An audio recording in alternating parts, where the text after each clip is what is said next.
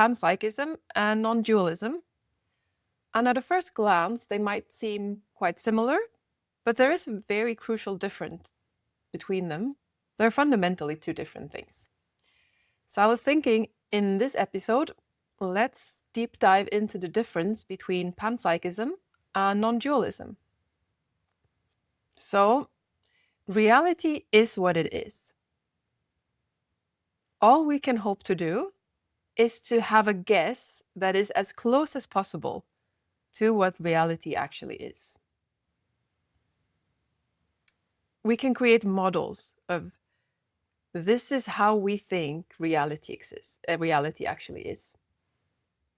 We're probably not going to make it all the way, so we can only hope to find a model that is the least wrong, and then as we learn more about reality, we can refine it and make it better.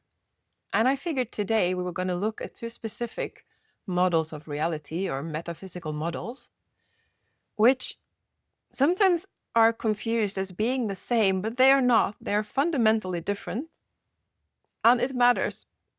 So let's dig into why. The things I wanted to talk about is panpsychism and non-dualism. And I think we're going to have to start from scratch. So panpsychism is a form of materialism. And materialism, or physicalism, is how we see the world today, or our Western society is built on that. It is basically that when matter is put together in a very complex structure, such as our brains, then consciousness pops up out of that complex structure. So matter is primary and consciousness pops up every here and there. And that gives rise to a very difficult question, which is the hard problem of consciousness. And the reason it's called hard is because it's hard to answer. The question itself is pretty easy. It is basically, how can particles of dead matter combine themselves so that experiences arises? How can quantitative properties such as speed, movement, spin give rise to the smell of a rose, to the sensation of burning your hand? Those are not quantities, they're not numbers, they're like a sensation.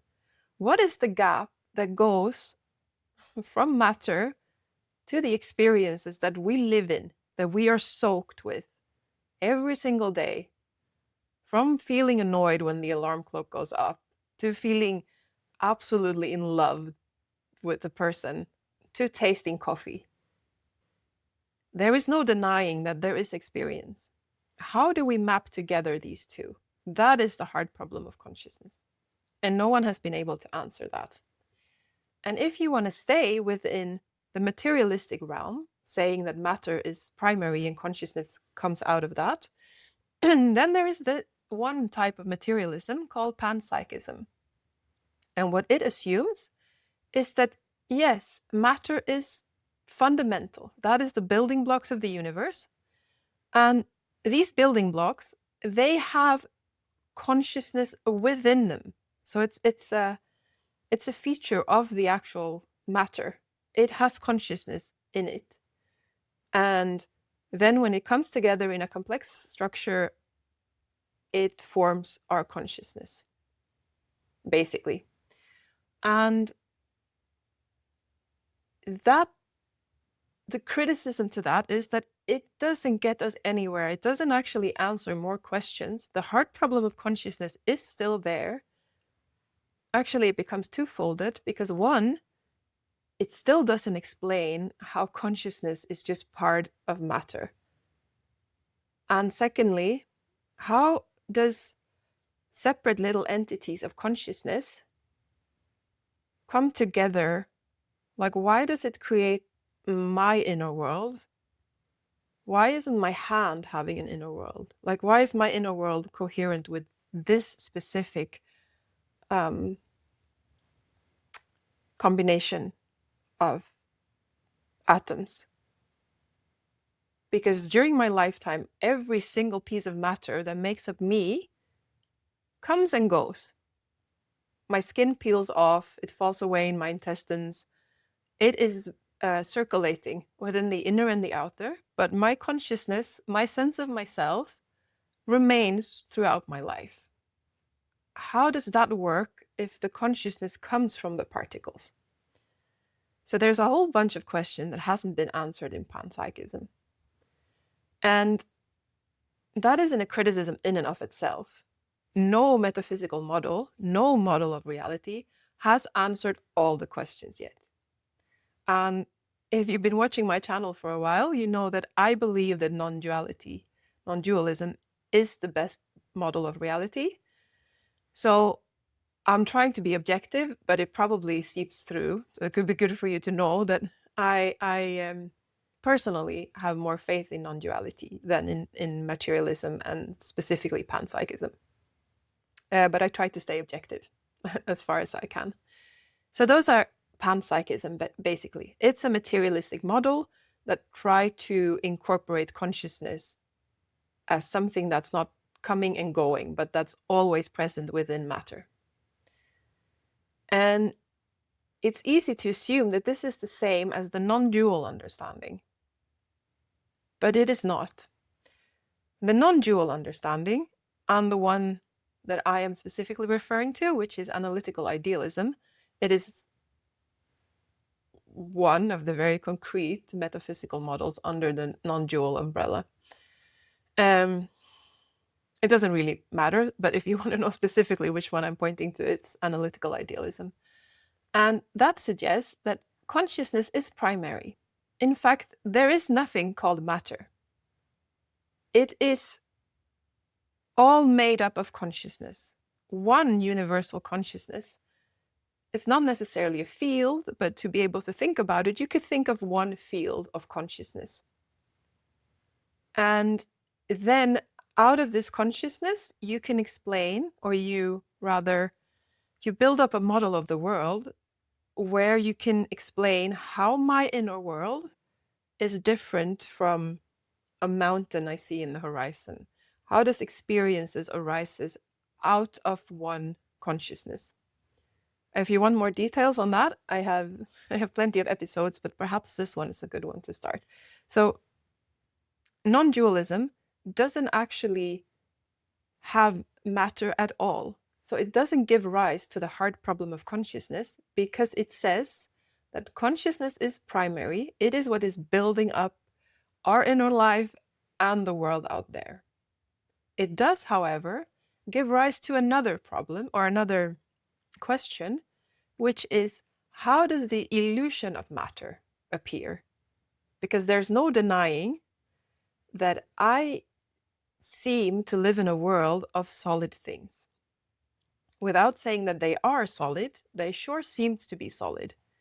Because if I get hit by a car, it's gonna hurt. Like my inner world is interacting with something perceived to be outside of it. So it gives rise not to the hard problem of consciousness, but to its opposite.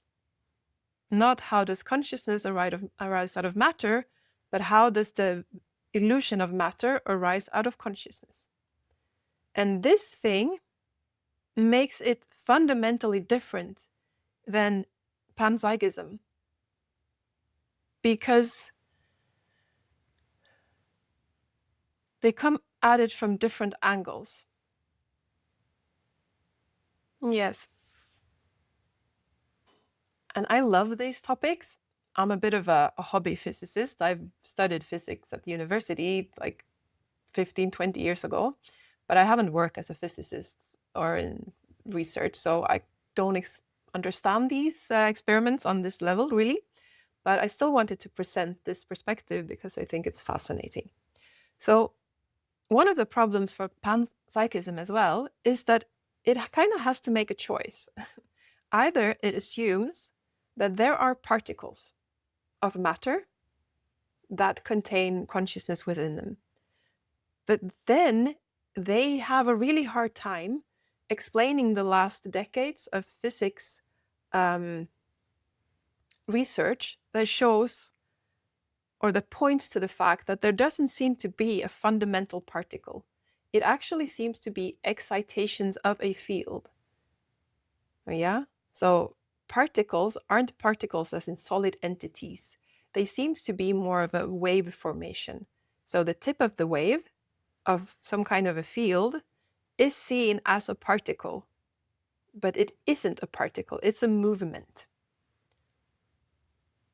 And then the panpsychism either go for particles, and then they have a hard time explaining the research, which suggests a wave motion, or either they go for explaining the findings of science, and they say that no, it's not particles, it is a field.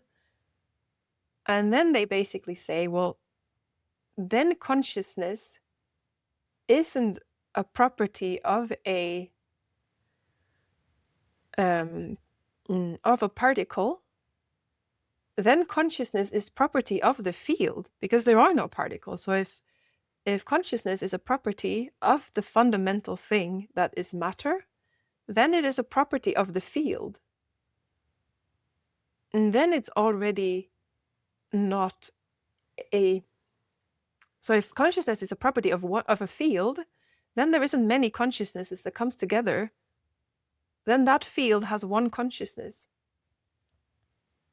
And then you're starting to go away basically from saying, well, what is that field made of if it has a property that's consciousness? Aren't you saying then that there is just one consciousness? If it's a field that has consciousness as a property, how do you give rise to separate consciousnesses? Yes. So for me, it kind of falls apart on that level, because either they have to withdraw from the recent decades of scientific research, or they fall back into it being one consciousness anyway. Yeah. So they fall into a different conundrum with that explanation model. And this is one of the reasons why I want to bring this up, is because if you misunderstand this, you don't really understand the power of non-dualism, because it is fundamentally different from panpsychism. And if you think that non-dualism and panpsychism is the same, you might discard non-dualism based on criticism that belong to panpsychism. Yes. Yes, I think that's basically what I wanted to say on this topic. I love this, and I can speak about this forever. And if it sparks your curiosity as well, perhaps you will like this video as well.